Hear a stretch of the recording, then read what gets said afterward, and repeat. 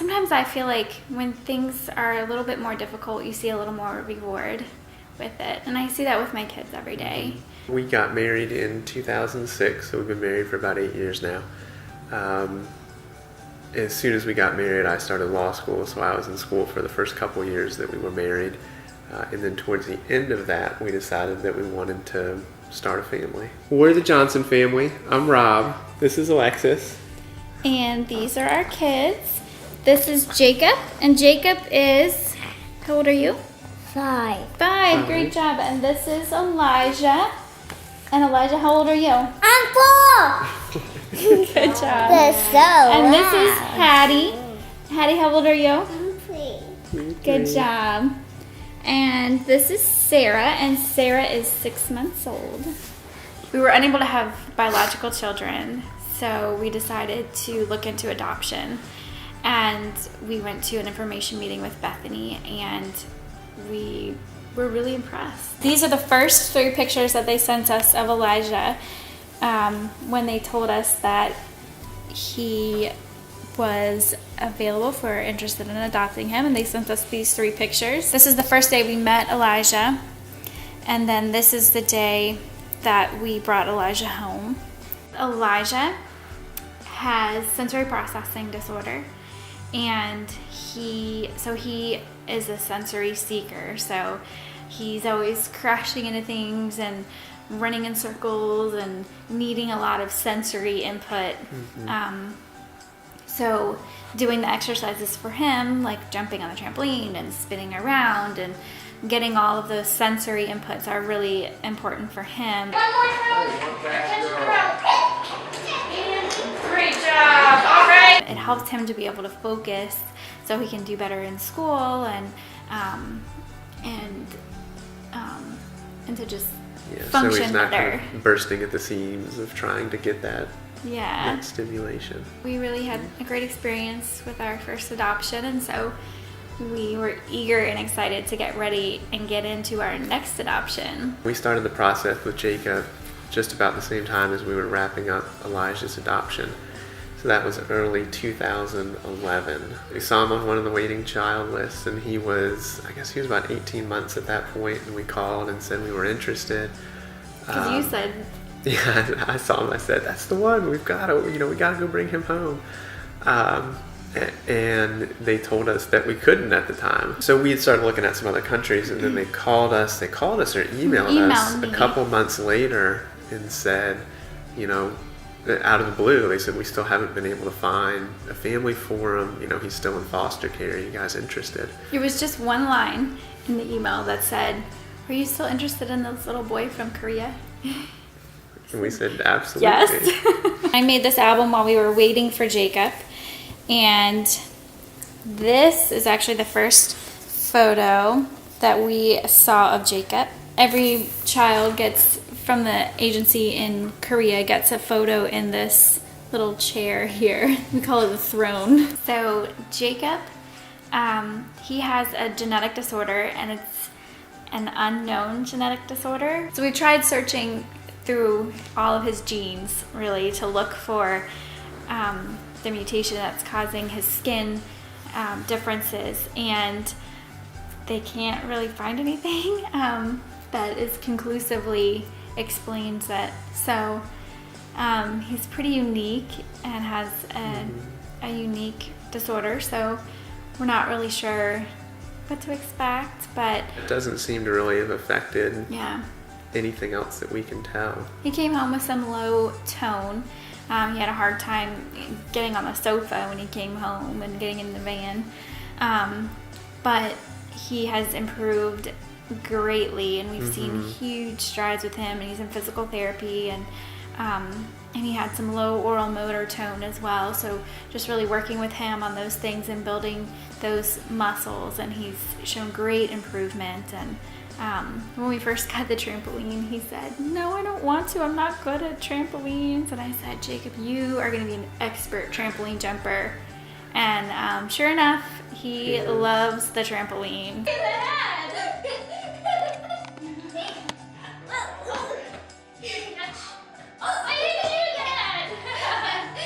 we were still about 3 months out from bringing Jacob home. Right. And I saw Hattie's picture and I absolutely fell in love with her. She just had these eyes that were like, I am your daughter. Come get me. Mm-hmm. So this is the first picture we saw of her. The picture that I said that she was just looking at me, it seemed like, and saying, come and get me. And I just fell in love with her. And the moment they placed Hattie into our laps, it was all over. She's just as sweet as can be. She melted our hearts. She just bounced into our lives with so much joy, and joy is really the only, like, the best way to describe how she is. She's joyful. just always happy, always smiling, always laughing. I mean, she has her bad days like everybody else, but she is just a joyful child. Hattie has spina bifida, and she has a severe form of spina bifida, so she is paralyzed from the waist down. She has no feeling or sensation in her legs. These are her AFOs. They're ankle-foot orthotics, so they keep her foot at this angle so that her feet don't droop down and get really tight in the back of her ankle, so that you don't have to have surgery on them. And she also has neurogenic bowel and neurogenic bladder, so she needs assistance with going to the bathroom.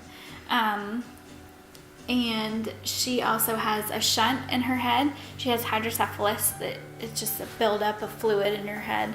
And most kids with spina bifida have it. So the shunt just drains the fluids out of her head and into her abdomen, where it just gets reabsorbed. The exercises help her build muscle strength so that she can sit up better on her own and try to use 2 hands while sitting rather than holding her hands down to kind of tripod while she sits. This will help her in the long run with everything from transferring out of her wheelchair to getting dressed. Just getting around. dressed, Yeah. exactly. Great job! Very good! Yeah, it's, so that's kind of the goal, is to getting her, build her strength up. Right. To just help her get her, so she can do daily activities. Right. When I see Hattie accomplish something that she had so much trouble doing, like something as simple as getting a shirt on in the morning. All right, we gotta put your jeans on, honey. I need your help. Okay, pull them up. Pull. Good. Miss Mandy. Like Miss Mandy, your therapist, says. Exactly.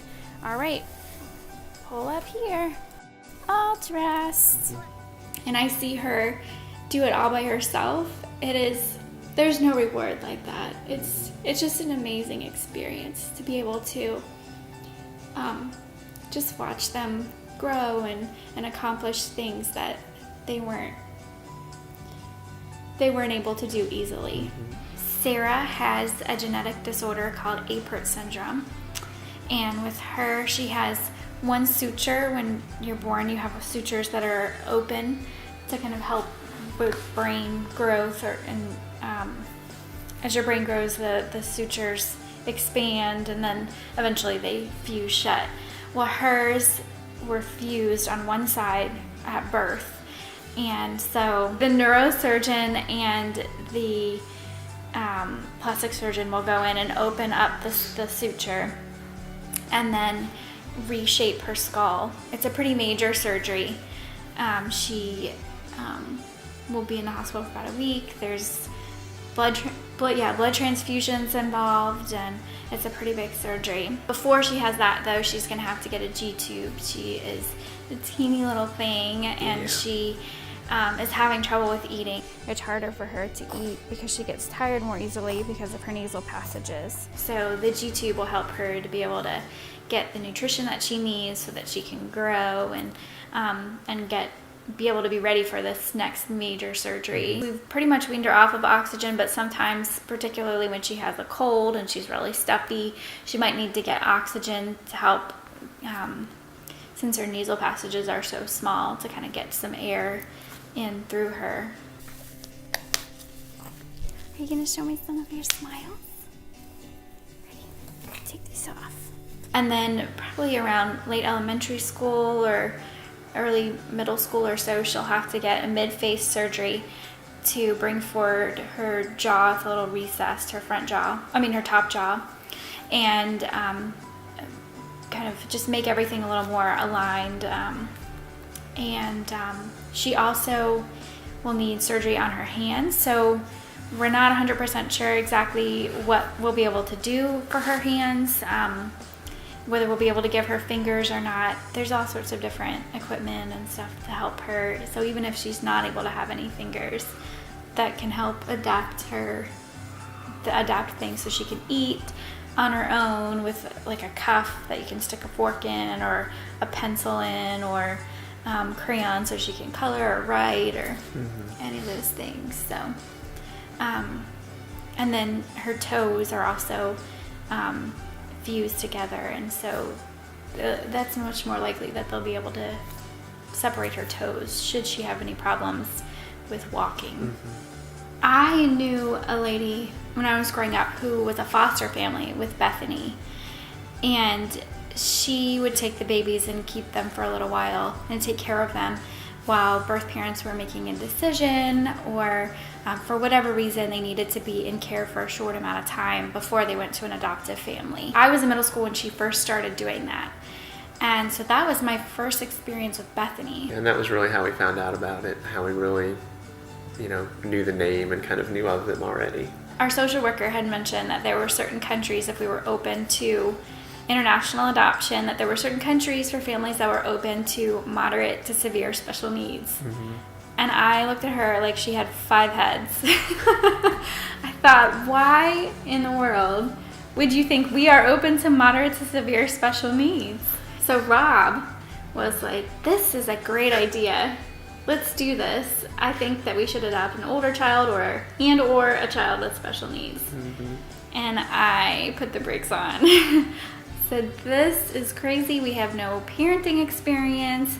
We're not nurses or doctors. We don't have any special training at all. Why would we think that we are capable, or even that we should adopt a child with special needs or a child that's older? They're going to need people to adopt them that have training or have experience. And so I said no, that I wasn't open to that. But the very next day, after we told our social worker that we were not open to older children or special needs children, I was driving to the car, and I really felt like God just spoke to me and said, why are you so worried? What are you so worried about? Do I think that I'm going to get to heaven and God's going to pat me on the back and say, great job making an easy life for yourself and not doing what I'm asking you to do? And I was really convicted by that, and I felt like